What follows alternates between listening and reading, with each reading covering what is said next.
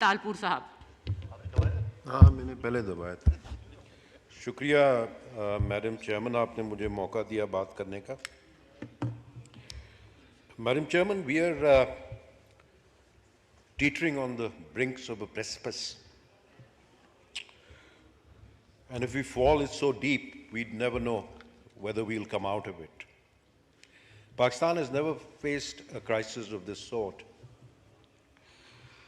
The nearest I can think of it is the breakup of Pakistan.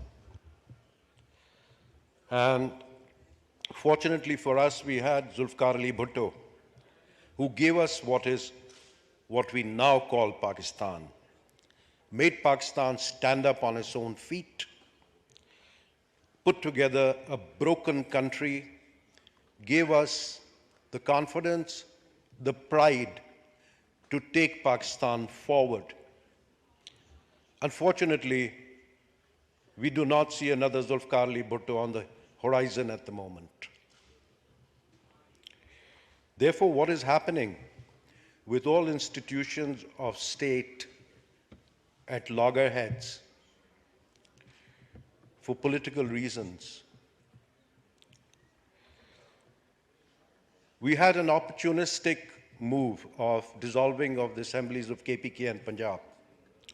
Purely political, purely opportunistic.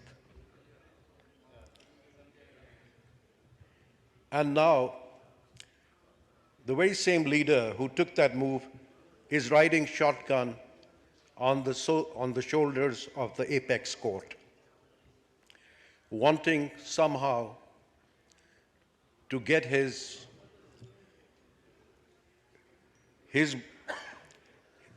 aims and his way through them. The whole country is in a turmoil.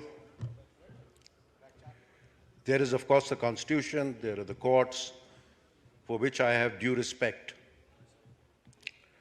A lot has been said about the courts. We've also passed a law from here with regards to the powers of the court, which has been stayed by the court. But let's look at not just what is happening now, but how this whole system, including our justice system, has changed into something very, very strange. For example, let's look at the Supreme Court of the United States of America. Madam Chairman, this is a matter of laws. And we are proud to say that as Muslims, our laws were given to us in the Quran. And the expansion of the Muslims, the expansion of the Arab Empire at that time took place because of those laws and because we followed those laws in spirit and practice. Here, our whole justice system, if we look at it, and I was giving the example of the Supreme Court of the United States, we don't need rocket scientists to run the Supreme Court. We don't need technical experts who have made innovative discoveries to run the Supreme Court. We need to follow laws. We need to look at the realities, and we also need to look at our Constitution, what it says. But the Constitution, again, as in every country, including the United States of America, is not sacrosanct. As time has passed by, constitutional amendments have been made, looking at the realities on the ground. And so it has been everywhere. Over there, the Supreme Court sits as a whole, unless there are rare cases when either there's a holiday or the justices, for some reason, are not available. Then and then only a justice is approached. Never does the Supreme Court sit in benches. 2 justices don't sit, 3 justices don't sit, 4 justices don't sit. It sits as a whole. Also, it takes up only a certain number of cases. Not every case goes to the Supreme Court and is accepted. Also, it decides quickly. It gives 2 hours, it hears 2 cases every day.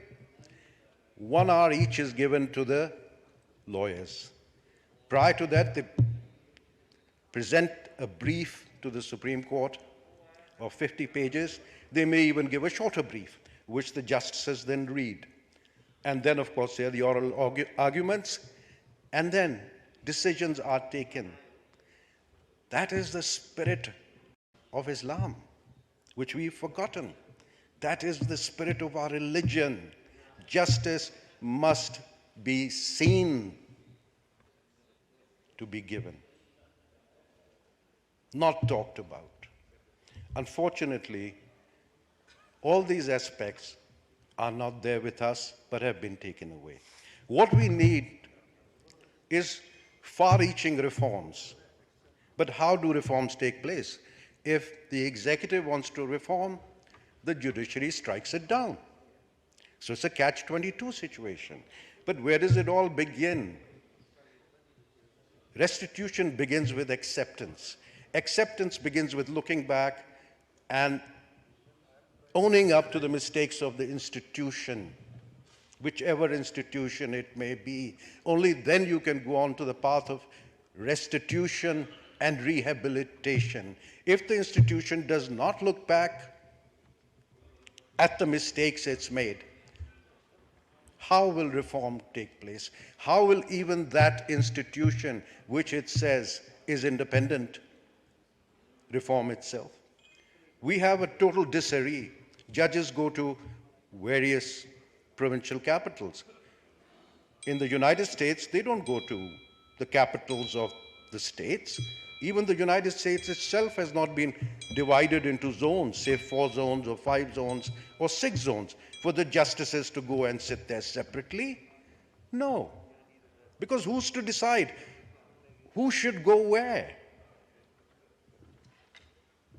They sit together so that each justice is aware of the case. Each justice then, when they sit together in conference, gives their opinion. And then the majority opinion prevails. The minority opinion is also noted down, but the majority opinion prevails. Therefore, justice there, to whatever degree, at least for the citizens of that country, is seen to be given. Here, we are having all sorts of issues at the moment. And if this situation prevails, the fall is going to be a long fall. And who is to rescue us? There are no solutions without deep-seated reform. We may talk about X or Y or Z or what he did, but he's done it because this system has given him the opportunity to do it. If the system didn't give him the opportunity, dare anyone do anything which is controversial? So here, there are no solutions which we see on the horizon if this tug of war continues. Martial law is no solution. The martial law of 1969 was directly responsible for the breakup of Pakistan. Instead of handing over power to the civilians, to the Speaker of the National Assembly, General Ayub Khan handed power to General Zia. We may blame politicians, but it was the generals in power and General Zia and his cohorts who were directly responsible for the breakup of Pakistan. So that is not a solution. The only solution is dialogue with the politicians and elections decided between them. For more democracy is what will be the cure, what ails this country, rather than less democracy.